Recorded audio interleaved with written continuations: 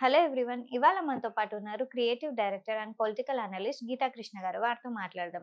హుహు. Hello sir. Hi. Sir, ఏపీలో triple R గారికి డిప్యూటీ స్పీకర్ ఇచ్చారు గదా! సో, హ్మ్. దాంతో జగన్‌కి ఉన్న చిన్న ఆశ గూడా నీరు గారిపోయింది అని జెప్పేసి మనకు బాగా వైరల్ అవుతుంది న్యూస్. సో, దానిపైన మీ కామెంట్ ఏంటి? రఘురామకృష్ణరాజు గారు ఉండి కాన్స్టిట్యుయెన్సీ నుంచి గెలిచిన ఎమ్మెల్యే కాబట్టి, హ్మ్. ఆయన అపగ్నక్రితం వైఎస్ఆర్‌సీపీలో ఉన్న ఒక ఎంపీ.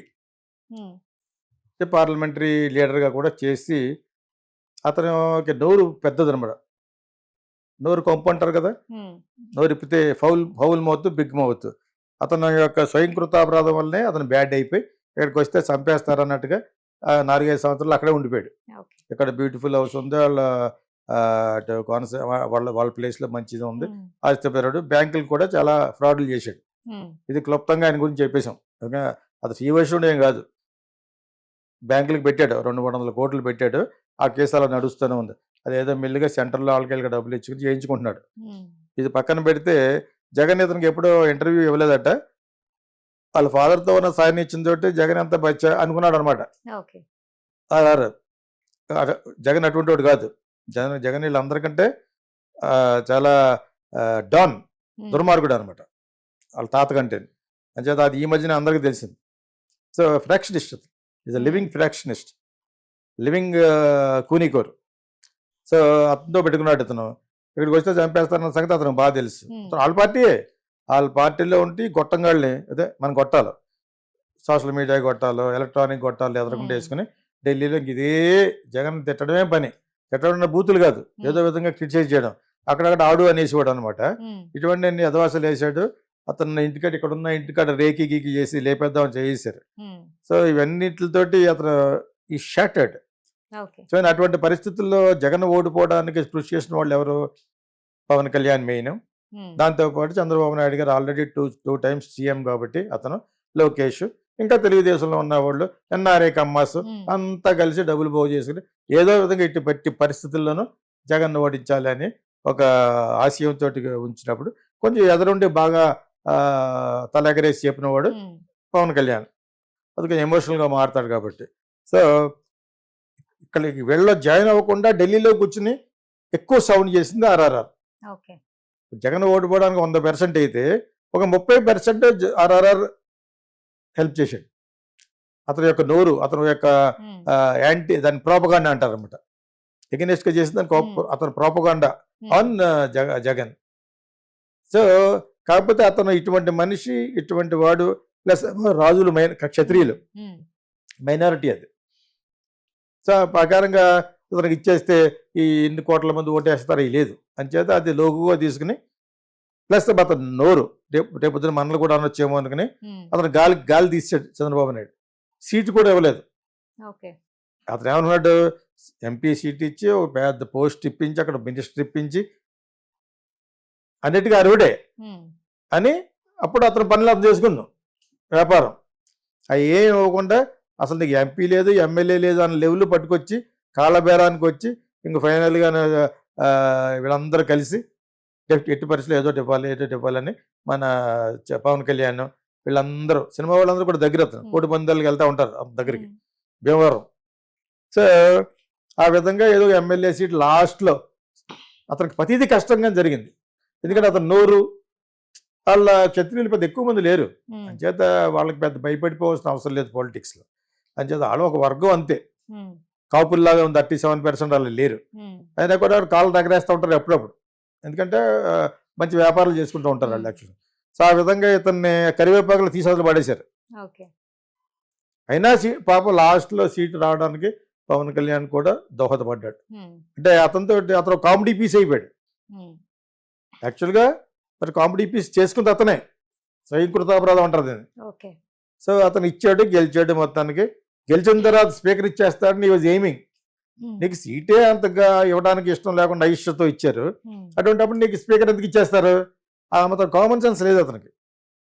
అందులోనూ చంద్రబాబు నాయుడు ఏం చెప్పకుండా చేస్తా ఉంటాడు పనులు. హ్మ్. అర్థమైందా? అది అందరికీ తెలుసు. ఇయన్నీ బాగా తెలుసుకోవాలంటే కేసీఆర్ అడిగి చెప్తాడు. ఆళ్ళు హ్మ్. చంద్రబాబు నాయుడు అంటే క్యారెక్టర్ ఎటువంటిదనేది.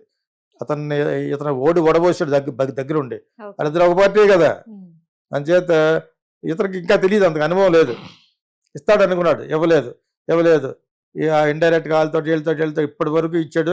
కార్పొరేషన్ అన్నీ అయిపోయినాయి, సెకండ్ లిస్ట్ వచ్చేది, ఫస్ట్ అన్నీ అయిపోయినాయి. అంటే ఎంత సాటిజం చంద్రబాబు నాయుడు.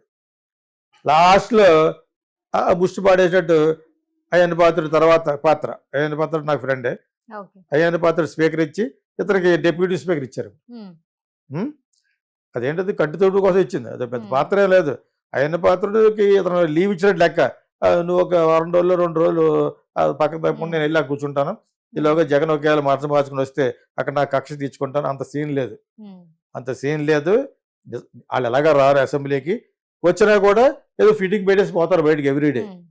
నువ్వు చెప్పి కూర్చో జగన్ అనిపించుకునే అంత సీన్ ఉండదు. ఎందుకంటే నువ్వు ఒక డ్రాప్ ఇన్ ద ఓషన్. అంచేత నీకు అవకాశం ఇస్తారేమో అనుకుంటాడు. అంచేత జగన్కి ఆశలు నిరాశలు అయిపోయినట్టు కాదు, అడియాసలు అయినట్టు కాదు. First of all they won't come. వచ్చినా కూడా ఇతనికి అంత సీన్ ఇవ్వడం. తర్వాత అది పెద్ద జాబ్ కాదు అది. డెప్యూటీ స్పీకర్ అంటే ఏముంది, అది ఏముండదు అక్కడ. అది వాళ్ళకి అపోజిషన్ కూడా లేదు, అది కూర్చోవడం పైన కూర్చుని. నేను ఏదో అసెంబ్లీలో జోక్ చేస్తున్నారు, ఆ జోక్కి చంద్రబాబు నాయుడు గారు అందరూ నవ్వేసుకుంటున్నారు అనమాట. వాళ్ళందరూ వాళ్ళే అంటే నా గెస్ట్ హౌస్ కొంటాడు, కైలాసగిరిలో కట్టింది, వైజాగ్లో కట్టింది, అది అందరూ అన్నారు అనమాట. అపోజిషన్ లేదు కదా, అపోజిషన్ ఉంటే నవ్వుకుంటే అర్థం ఉంది. దానికి ఈ పెద్ద జోకులు, అది దీనికి రాక వచ్చిన జాబ్ అది కూడా అలా పడేశారు. ఆ విషయం ఎవరికి తెలుసు? తెలుగుదేశం వాళ్ళు అక్కడ కూర్చున్న వాళ్ళు అందరికీ తెలుసు. చీప్ అయిపోయాడు అతను అంత చీప్ అయిపోయి వస్తే అంత లోలో లేడు అతను. యాక్చువల్గా తనే చేసుకున్నాడు అలాగా. ఈ డిప్యూటీ స్పీకర్ అనేది పెద్ద ఇదేం లేదు యాక్చువల్గా. ఇట్స్ జస్ట్ థ్రోన్ అవే ఒక పాత్ర అంతే, ఏమీ లేక లాస్ట్లో అది కూడా ఏడిపించి కార్పొరేషన్లు అన్నీ అయిపోయిన తర్వాత నీకు ఇచ్చాడు.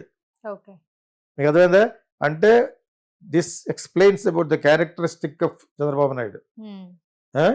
సో ఈలోగా ఎన్నిసార్లు అతను రాయబారాలు పంపించేటట్టు అలా చేసేట, అలా చేసి చీప్ అయిపోయాడు అతను. యాక్చువల్గా నీకు ఎమ్మెల్యే రానప్పుడే యూ షుడ్ ఫర్గెట్ ఇట్.